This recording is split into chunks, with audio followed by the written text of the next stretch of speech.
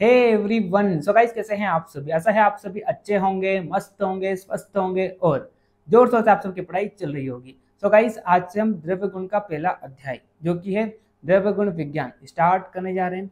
Most important chapter है। क्यों? क्योंकि इस चैप्टर को पढ़ने के बाद आपको जानने को मिलेगा कि द्रव्य गुण क्या है, द्रव्य गुण का क्या महत्व है और द्रव्य गुण की कौन कौन सी शाखाएं हैं। ठीक है, तो चूंकि ये चैप्टर द्रव्य गुण का बेसिक है, इसलिए ये चैप्टर काफी इंपॉर्टेंट हो जाता है। अगर मैं इस चैप्टर की वेटेज की बात करूं तो इस चैप्टर से आपके फाइनल यूनिवर्सिटी एग्जाम में 1 मार्क्स का क्वेश्चन आएगा, यानी कि यहाँ से सिर्फ और सिर्फ एक एमसीक्यू आएगा। ठीक है, भले यहाँ से सिर्फ 1 मार्क्स का पूछेगा, लेकिन फिर भी ये चैप्टर इंपॉर्टेंट है। क्यों? क्योंकि ये द्रव्य गुण का क्या है, बेसिक है। ठीक है, इस चैप्टर को पढ़ने के बाद आप जानेंगे कि द्रव्य गुण क्या होता है, द्रव्य गुण की कौन कौन सी शाखाएं हैं और द्रव्य गुण का क्या महत्व है। ठीक है, तो चलिए टाइम को ज़्यादा वेस्ट न करते हुए हम टॉपिक को स्टार्ट करते हैं। तो यहाँ पर आपको ये जो द्रव्य गुण शब्द दिखाई दे रहा है, तो इस द्रव्य गुण शब्द को अगर आप तोड़ते हैं तो यह शब्द 2 शब्दों से मिलकर बना हुआ है।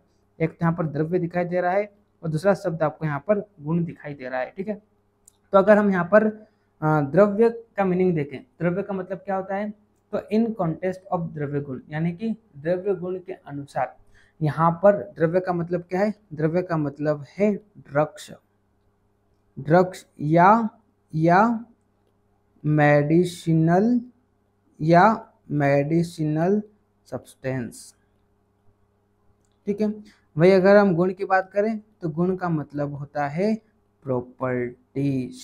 याद करिए, जब मैं आपको द्रव्य गुण का सिलेबस बता रहा था तो वहां पर मैंने आपको बताया था कि द्रव्य की 5 प्रॉपर्टीज होती है। कौन कौन सी? रस, गुण, वीर्य, विपाक और प्रभाव। इस तरह से द्रव्य की 5 प्रॉपर्टीज होती है, जिसे हम शॉर्ट में पंच पदार्थ के नाम से भी जानते हैं। ठीक है, तो जिस शास्त्र में द्रव्यों के गुण, द्रव्य के गुण यानी कि रस, गुण, वीर्य, विपाक और प्रभाव का वर्णन किया गया है, उस शास्त्र को हम क्या कहते हैं?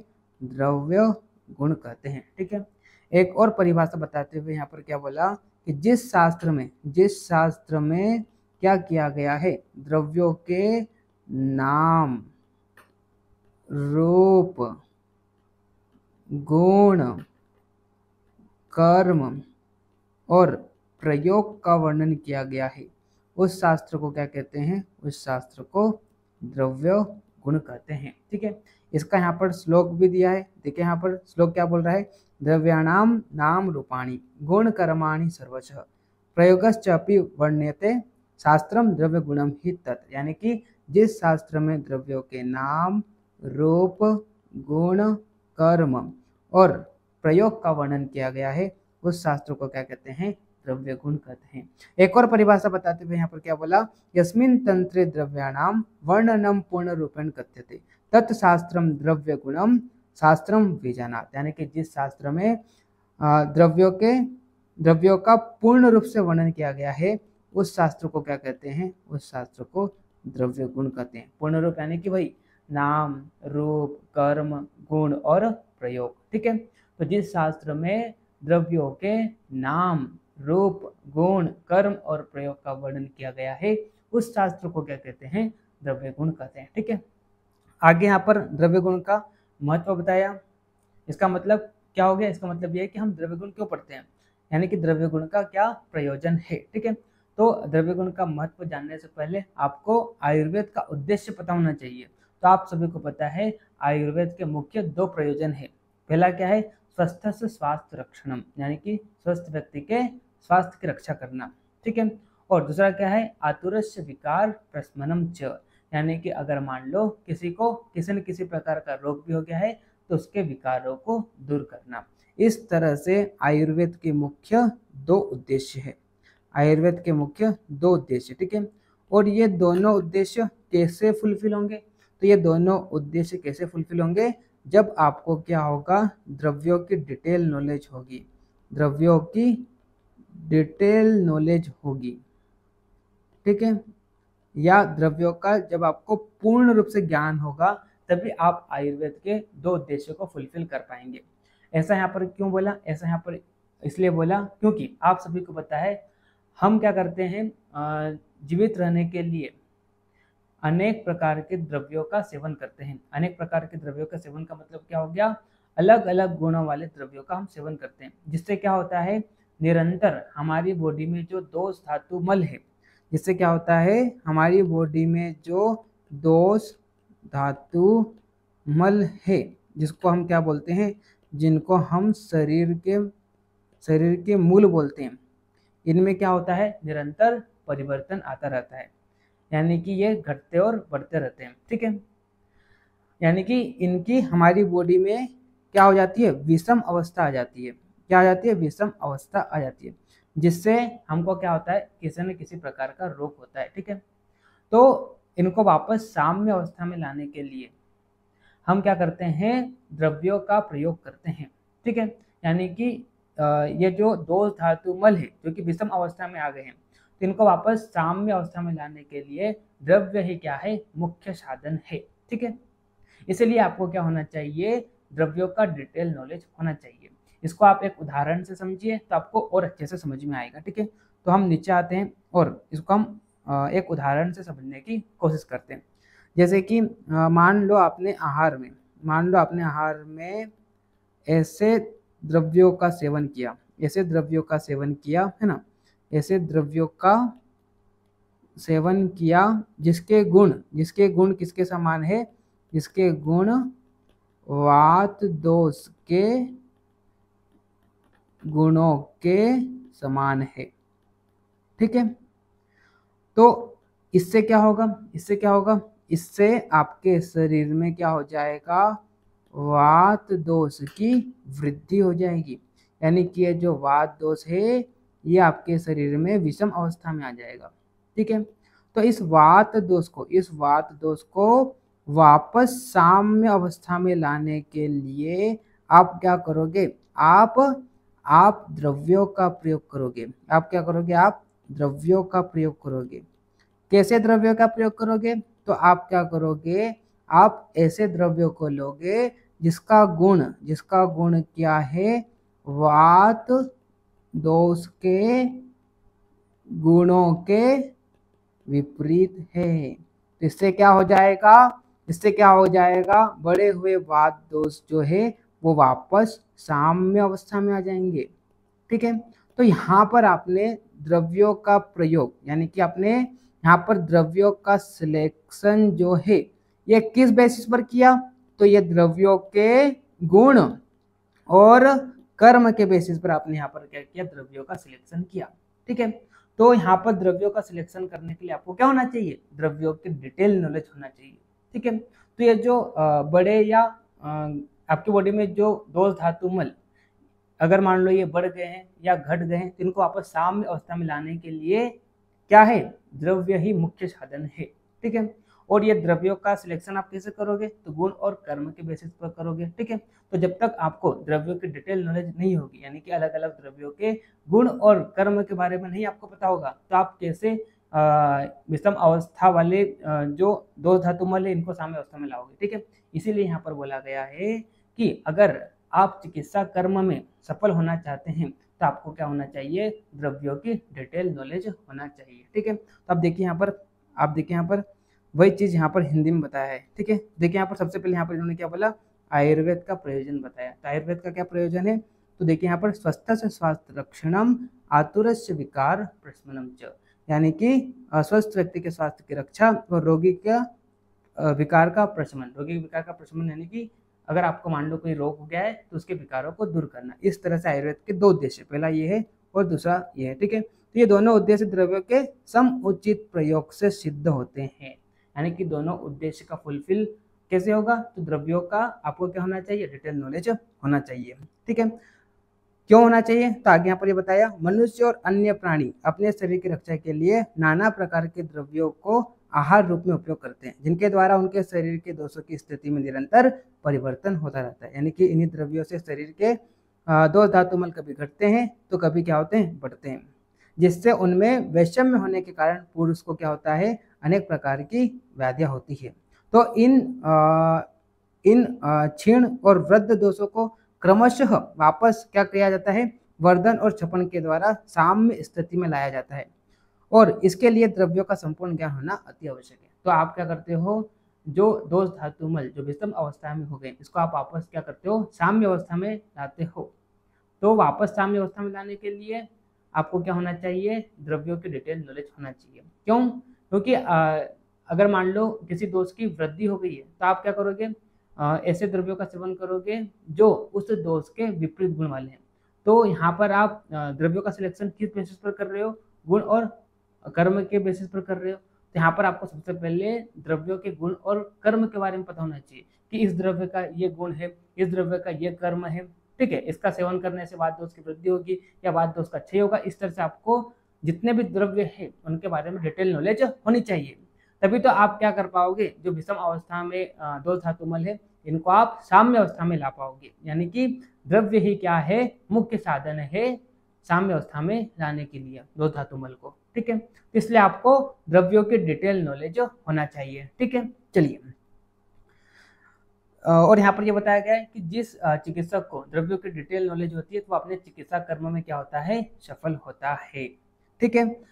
और जिस चिकित्सक को डिटेल नॉलेज नहीं होती है तो अपने चिकित्सा कर्म में क्या होता है, असफल हो जाता है। जैसे कि यहाँ पर इन्होंने एक श्लोक के माध्यम से बताया कि निघंटुना विना वेद्यो विद्वान व्याकरणम विना अन अभ्यासन धानुष्कत्रयो हास्यस्य भाजनम। यानी कि यहाँ पर ये बोला निघंटु, निघंटु का मतलब क्या होता है, द्रव्य गुण शास्त्र का नॉलेज, ठीक है। तो द्रव्य गुण शास्त्र के नॉलेज के बिना वेद्य है ना, व्याकरण के बिना विद्वान और धानुष्क है, और क्या हो जाएगा, अभ्यास के बिना धानुष्क क्या होता है, हंसी का पात्र बनता है। तो इस तरह से यहाँ पर द्रव्य गुण शास्त्र का महत्व बताया, ठीक है। तो यहाँ पर निघंटु के बिना वेद्य, व्याकरण के बिना विद्वान तथा अभ्यास के बिना धानुष्क, ये तीनों क्या होते हैं, समान रूप से क्या होते हैं, उपहास के पात्र होते हैं। उपहास यानी कि हंसी के पात्र होते हैं, ठीक है। इससे यह सिद्ध होता है कि द्रव्य गुण शास्त्र अधिक महत्व है। यानी कि अगर आपको अच्छा वेद्य बनना है तो आपको क्या होना चाहिए, द्रव्य गुण शास्त्र का डिटेल नॉलेज होना चाहिए। अगर आपको द्रव्य गुण का शास्त्र का डिटेल नॉलेज नहीं होगा तो आप क्या हो जाएंगे, हंसी के पात्र बन जाएंगे, ठीक है। चलिए फिर आगे यहाँ पर देखिए, एक और श्लोक के तरह बताया, यथा विषम यथा शस्त्रम यथा अग्निर सन्निर यथा तत् औषधम अविज्ञातम विज्ञातम अमृतम यथा। यहाँ पर ये बोला, जिस प्रकार से विष, शस्त्र, अग्नि या इंद्र का वज्र क्या करता है, प्राण को हर लेता है, उसी प्रकार से अविज्ञात औषधि ज्योति यानी कि बिना जानी हुई औषधि ज्योति क्या होती है, प्राण घातक होती है। और अगर आपको औषधि के बारे में ज्ञान होता है तो वो किसके समान होता है, अमृत के समान होता है। तो द्रव्य भी साधन होने के कारण शस्त्र के समान है, औषध का अज्ञान पूर्वक प्रयोग प्राणी को क्या होता है, घातक होता है। यहाँ पर ये बोला गया कि जिस प्रकार से क्या होता है, विष, शस्त्र, अग्नि, इंद्र का वज्र प्राण को हर लेते हैं, उसी प्रकार से क्या होता है, बिना जाने हुई औषधि जो होती है वो क्या करती है, प्राणों को हर लेती है। और अगर आपको औषधि के बारे में डिटेल में नॉलेज हो तो वो अमृत के समान है। तो इसलिए यहाँ पर चिकित्सा करने से पहले आपको क्या होना चाहिए, द्रव्यों का डिटेल नॉलेज होना चाहिए, ठीक। चलिए अब हम यहाँ पर आगे देखते हैं द्रव्य गुण के कौन कौन से विभाग है। उससे पहले थोड़ा मैं चार्जिंग देख लेता हूँ। चलो ये टॉपिक कवर हो जाएगा, 7% बची है। चलिए तो यहाँ पर बताया गया है कि द्रव्य गुण के कौन कौन सी शाखाएं हैं। तो द्रव्य गुण की मुख्य 2 शाखाएं हैं, ठीक है। पहली है पदार्थ विज्ञान और दूसरा क्या है, द्रव्य विज्ञान, ठीक है।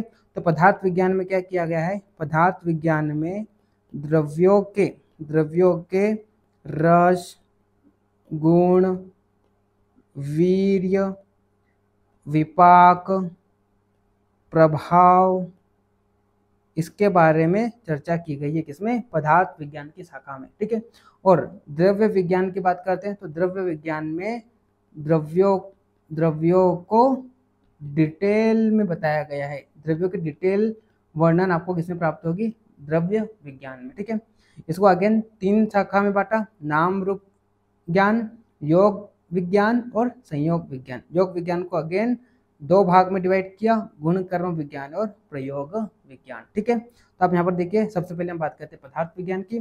तो इसमें क्या किया गया है, द्रव्यों के गुण, रस, वीर्य, विपाक, प्रभाव एवं कर्म का सैद्धांतिक निरूपण किया गया है। ठीक है भाई, अगर हम द्रव्य विज्ञान की बात करते हैं तो इस शाखा में द्रव्यों का अध्ययन किया जाता है। डिटेल में यहाँ पर द्रव्यों के बारे में बताया गया है कि द्रव्यों का कौन सा नाम है, कौन सी जाति का है, इसकी मार्फोलॉजी का स्टडी किया गया है, यहाँ पर इसकी हिस्टोलॉजी का स्टडी किया गया है ना।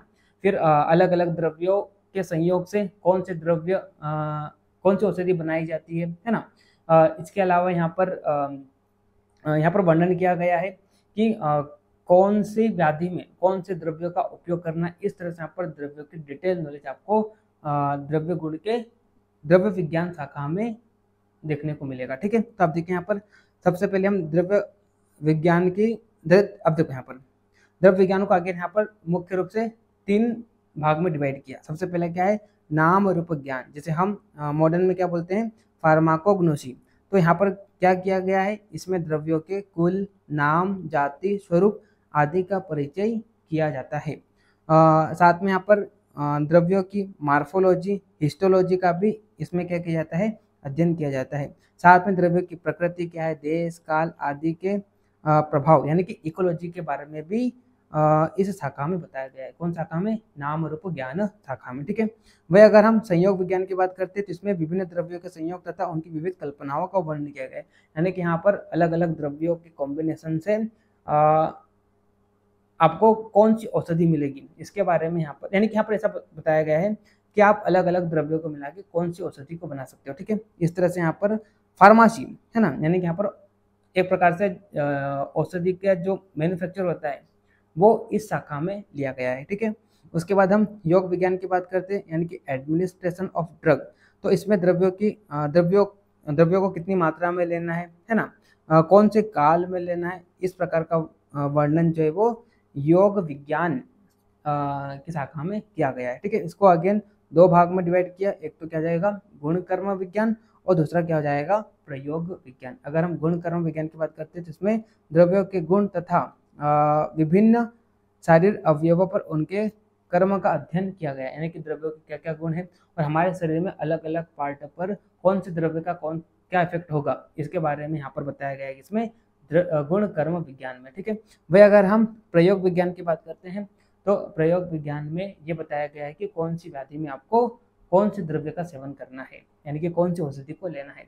इस प्रकार से प्रयोग विज्ञान की शाखा में बताया गया है। ठीक है, तो इस तरह से द्रव्य गुण की शाखा की बात करें तो द्रव्य गुण के मुख्य रूप से 2 शाखा हैं। एक तो क्या हो जाएगा, पदार्थ विज्ञान, और दूसरा क्या हो जाएगा आपका, द्रव्य विज्ञान। पदार्थ विज्ञान में क्या किया गया है, द्रव्यों के रस, गुण, वीर्य, विपाक और प्रभाव का डिटेल में वर्णन किया गया है। ठीक है, और भाई अगर हम द्रव्य विज्ञान की बात करते हैं, यहाँ पर द्रव्य को डिटेल में जाना है, यानी कि द्रव्य का क्या नाम है, क्या रूप है, क्या गुण है। ठीक है, कौन सी व्याधि में आपको कौन सा द्रव्य लेना है ना, फिर किन 2 से 3 द्रव्यों को मिलाकर कौन सी औषधि बनाई जाती है। ठीक है, कितनी मात्रा में आपको औषधि को लेना है ना, और कौन से काल में आपको लेना है। इस तरह से यहाँ पर डिटेल में वर्णन किया गया है किसमें, द्रव्य विज्ञान में। ठीक है, तो आई होप आपको लेक्चर समझ में आया होगा। ये chapter exam point of view से इतना इंपॉर्टेंट नहीं है, क्यों, क्योंकि यहाँ से सिर्फ और सिर्फ एक MCQ आएगा। हो सकता है यहाँ से वो एक MCQ भी नहीं पूछे, लेकिन फिर भी ये द्रव्य गुण का बेसिक था, है ना, तो इसलिए आपको पढ़ना जरूरी है। ठीक है, तो चलिए इस तरह से हमने आज क्या किया, द्रव्य गुण का पहला चैप्टर जो कि द्रव्य गुण विज्ञान को खत्म किया। ठीक है, अब नेक्स्ट आने वाले वीडियो में हम क्या करेंगे, द्रव्य चैप्टर को स्टार्ट करेंगे। ठीक है, तो आपने अगर अभी तक आयुर्वेदाविक्स एप्लीकेशन को डाउनलोड नहीं किया तो एप्लीकेशन को डाउनलोड कर लीजिए, क्योंकि मैं 2 से 3 दिन में चरक 1.0 इस नेम से कोर्स को लॉन्च करने वाला हूँ। ठीक है, जैसे मैं कोर्स को लॉन्च करूँगा तो वहाँ पर फर्स्ट 100 स्टूडेंट्स के लिए मैं कूपन कोड जनरेट करने वाला हूँ। ठीक है, तो अगर आप उन फर्स्ट 100 स्टूडेंट्स में आना चाहते हैं और एक्स्ट्रा डिस्काउंट का बेनिफिट लेना चाहते हैं तो आपको क्या करना है, एप्लीकेशन को अभी डाउनलोड कर लेना है, ताकि मैं जैसे कोर्स को लॉन्च करूंगा तो आपको सबसे पहले नोटिफिकेशन मिल जाए और आप उन फर्स्ट 100 स्टूडेंट्स में आ जाए और एक्स्ट्रा डिस्काउंट का बेनिफिट ले सके। ठीक है, तो डाउनलोड कर लीजिए, लिंक आपको डिस्क्रिप्शन में दे रखा है। साथ में चैनल को सब्सक्राइब नहीं किया तो चैनल को सब्सक्राइब भी कर लीजिए, क्योंकि अब से आपको यहाँ पर इस चैनल पे सेकंड प्रोफ की लगातार क्लासेस मिलेगी। ठीक, तो मिलते हैं नेक्स्ट लेक्चर में, तब तक के लिए okay bye, see you again.